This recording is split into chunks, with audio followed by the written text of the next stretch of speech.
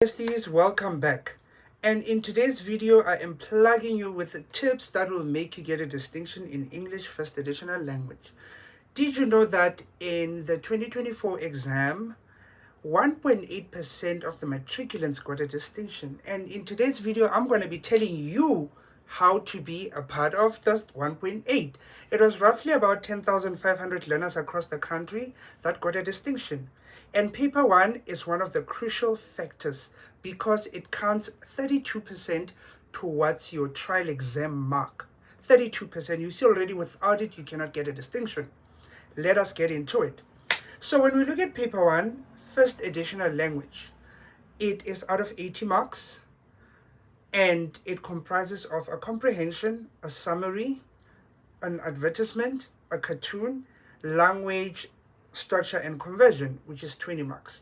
The comprehension is 30, summary 10, advert 10, cartoon 10, language 20. Now we're going to be dwelling into what you need to be looking out for. What's preventing you from getting that 80 in this paper? Let's jump straight into the video. So let us talk about comprehension. Remember, comprehension is a story, and usually it has a title. It might have images, but rarely. And if it does, it's very important for you to note. And the most important thing about this section of the paper is that we want to get your understanding. It's not about whether you know how to write spelling of certain things. That is important, but if it doesn't change the meaning of what you're trying to say, you'll get your marks. But let's work on improving our spelling. Comprehension, there'll be a story, the title, and then they'll continue. There are different ways in which you can tackle a comprehension, and different teachers might go with different methods. Go with what your teacher says. But for me, I prefer to read the title and then just skim through what the comprehension is talking about, just briefly, get a brief idea, and then read the questions. And what that helped me with is that whenever I would go back to the comprehension and read, the questions would now be getting answered in my head because I read the questions and I'm like, oh, they said state two things, but now I'm seeing the two things. And in some comprehensions, they'll tell you go to paragraph 4. That is another tip. Your answer is going to be based on paragraph 4. If they don't do that, then you have to read the whole piece. Now let's get into it. I wrote a lot of notes for you guys. Keywords are very important. According to the 2024 diagnostic report of what went wrong with the class of 2024, keywords are essential. If you are asked to quote, you must quote. And remember, when you quote, we need those inverted commas. So when they say quote, you need to quote. And sometimes they'll say quote 6 consecutive words. And what that means that the words that you're quoting must be next to each other. When you count 1, 2, 3, 4, 5, 6, they must be next to each other. That is a clue for you. Quote 6 consecutive or 7 consecutive words. Very important. If they say state, state is not explain, it's not discuss. State your name. My name is Romanos. State just means that. And if they say use your own words, then you should use your own words and not the words of a story. Because what that question is trying to get out of you is to see if you actually understood what you just read. Are you able to say it in your own words? And then the question that a lot of people tend to have a problem with is the suitability of a title or the suitability of a conclusion. Let us talk about what the question wants.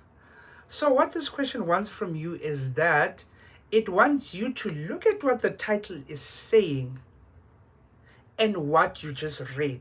Do these two align?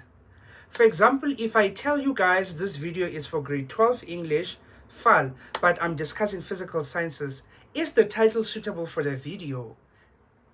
No, it's not. It's not suitable because they are not linked, because the title says English, however, the content being discussed talks about mathematics, so it is not a suitable title for the video. So the most important thing is for you to say that it's not linked and say how. And if it is linked, tell us how. For example, if we're talking about the disadvantages of the fourth industrial revolution, But in the story, they say nothing about disadvantages. It's not suitable because they didn't cover what the title said. Same with a conclusion. How would a conclusion not be suitable? Remember, a conclusion is a summary of whatever has been written there. And if that summary doesn't summarize what has been covered, and it says something else, you need to tell us that. That is what gets you the full 2 marks. Because usually people would get 1 mark because the answer is not well substantiated. You get that? So, very, very important. All right. I think that is straightforward. 24 marks is usually from the section, from text A, and then text B is usually like a cartoon, not a cartoon, but like a diagram that aligns, and it's like 6 marks. Very important for you guys to score marks there. That is where you need to at least score 25 out of 30. Let us get into summary. Summary, straightforward. You need to get 10 out of 10. It's not rocket science. In every summary, there's usually about 7, usually there's 8 to 9 answers. So even if you look at the previous memos, you will see that they'll say any of the da-da-da-da-da. However, in order for you to get full marks in this, ensure you include the total number of words. And remember that for FAL and home language, we summarize differently. For FAL, we write in point form, like we write in 1 to 7. But in home language, we write a paragraph. And make sure you count your words and read what the title or what the summary is asking you for. How to take care of your oral health. So, if we are asking how to take care of your oral health, you cannot be giving examples. Examples and information that says 32% of people who've used mouthwashes, da-da-da-da. No, we want to hear that point about using the mouthwash. We don't want examples. We want to know how to take care of your oral health. That is it. Don't copy and paste the way the words are, because you'll not get the 3 marks for language. That is where a lot of people tend to lose marks. So if it says utilize your mouthwash, use your mouthwash, that is it. You don't need to now be finding another word for mouthwash. Just change a word or 2. It doesn't have to be completely different. Also forget, we're not trying to change the meaning of what you just read. You're summarizing it to me. For example, we are besties. You went to an event and it was going down. It was going down. And you want to tell me the tea, but we don't have time. You got to summarize. Oh, this happened. You're not going to give me examples. You're not going to tell me who spilled juice on who, unless if that's a very important information to whatever you are telling me. You get that? Awesome. That is how you score 10 out of 10. Make sure that you follow the word count and change the words into your own without losing meaning. Awesome. Now let us get into advert and cartoon. We are now getting into the advertisement and cartoon and the language part. So when it comes to an advert, remember something is being advertised. And when we look at a advert, we want to look at it in the format of AIDA, AIDA, which is the attraction, the interest, the desire, and action. The ultimate goal of an advert is to make you do something. Do something.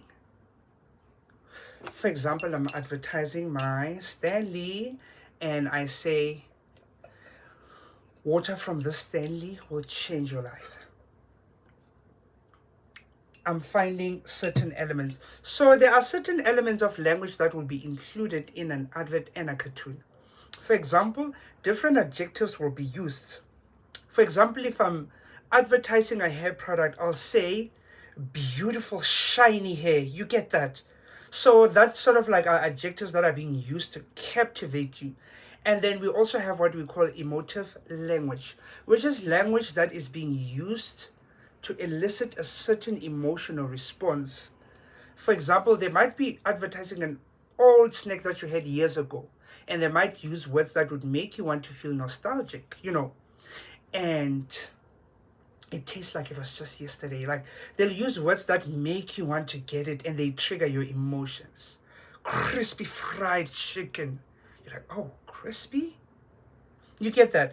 But also the most important thing is that they can use other things such as metaphors and a pun. Another pun that they could use is that if they say a study for for example, let's say a study for obese people is looking for a larger sample size. Did you catch that? And if you are asked to link the pun in that, is that the word large is sometimes used to describe people who are obese. So using that word is a play on words. You get that? Got it? Period. So, attraction. What attracts you to an advert? Image, certain use of words such as pun.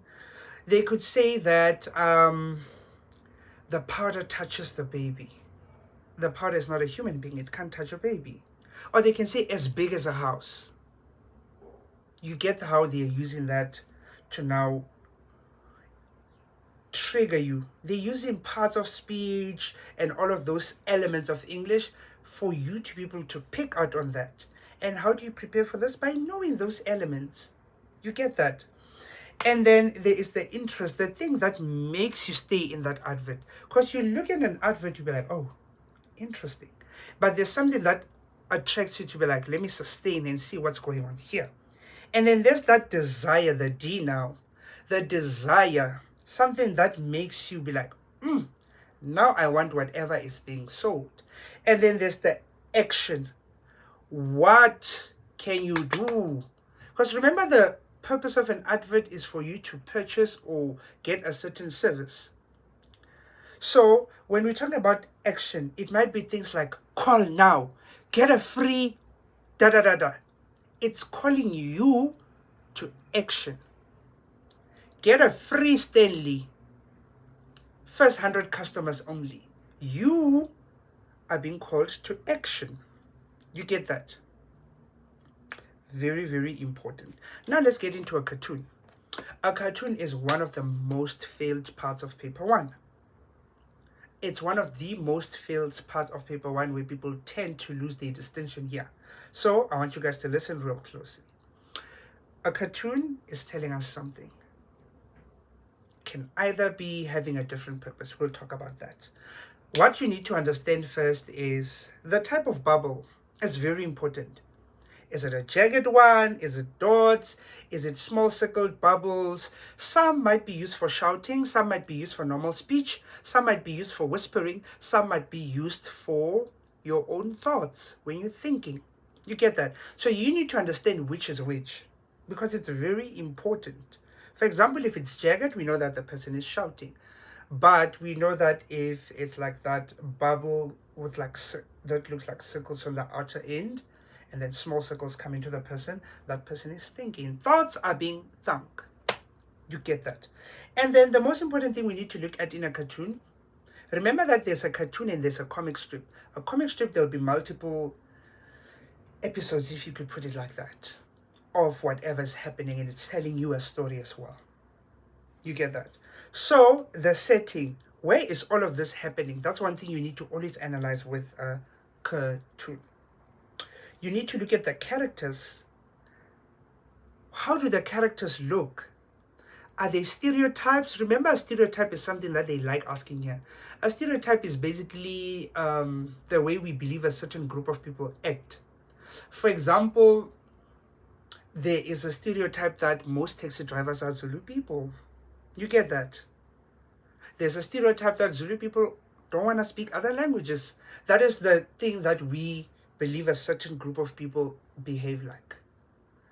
Grade 12 students don't want to write their NBTs. You get that? So that's a stereotype. Are they portraying certain stereotypes? That is very important to note. How do they look? Do all their features look normal, or are there some that are exaggerated, smaller, bigger, and all of that? You need to pay attention to that, because that is how examiners ask you questions, because they want you to see, do you see everything as normal, or do you actually identify trends? The other one is action. What is happening? What's the action? Do you see someone punching someone? Do you see, like, what do you see? What actions are being portrayed in that particular cartoon? The language that's being used. Is it formal? Is it informal? Is it captivating? And the objective of the cartoon? Is it there to entertain, inform, or to educate? What is the purpose when you look at it? Mostly it's for humor, and some people might say they struggle with finding the humor. Go and read the advert or watch it again. There's verbal and there's non-verbal communication. Non-verbal, my face. What does that give you? I'm not saying a lot, but my face is saying something. Or I'll say, sit down. Sit down. The tone and the pitch, that's another. You will see the exclamation marks. Sit down. What else? The distance between us. Does it look like we're fighting? Where am I strangling you? Like, pay attention to all the small details. Questions. Are there any questions? Is there any repetition? Is there any dialogues that's happening? Very important for you to pinpoint those for a cartoon. Now let's talk about question 5. Question 5 is the most straightforward element of this paper. It starts off with 5.1.1 where there's A to D. You must identify spelling errors. Straightforward. And then elements that will be assessed in this part that tend to repeat. Hear me out. I'm not saying don't read everything else, but these are the ones you need to know in order for you to be able to score at least 15 out of 20. You need to know active and passive voice, reported and indirect speech, question tags, question form, spelling, parts of speech, punctuation. There's a question that's usually 3 marks, and it will ask you to bring 2 sentences together. The other 1 mark is for your punctuation. Start your sentence with a capital letter, punctuate accordingly throughout the sentence, complete with a full stop, or else you'll never get that 3rd mark. You'll thank me later. Singular and plural form of words. So you must know common words and the singular and plural form. Synonym, antonym, homonym, homophone. You need to know all of that. You need to know all of that. You get that? That is what they would typically ask you in this segment of the paper. They might also ask you to change tenses from this to this. Identify whether something is an adjective, whether it's a noun. Very important things for you to look at. And also another tip that I'll give you, if you are not sure, you know that this is a noun. They just asked you about Rachel's name. What is it? It's a noun. But you're not sure which one. Don't specify if you're not sure. Because the memo usually will give you the mark if you say it's a noun. But if you say a wrong kind of noun, you get a 0. You get that. Only specify if you're really sure of your work. Okay? So bestie, that is it. Let us calculate. 25 from section A, 10 marks from the summary. The cartoon, you get at least 7.